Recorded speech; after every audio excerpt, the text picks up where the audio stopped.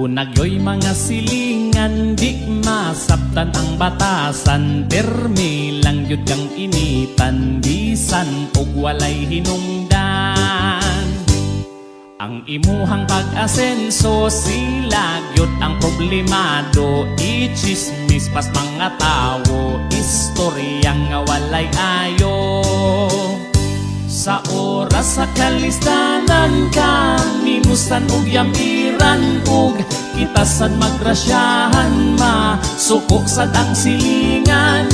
Wala gyud tay kapaingnan sa mga taong gamhanan, bisan ug dili hilabtan, di gyud kanila undangan.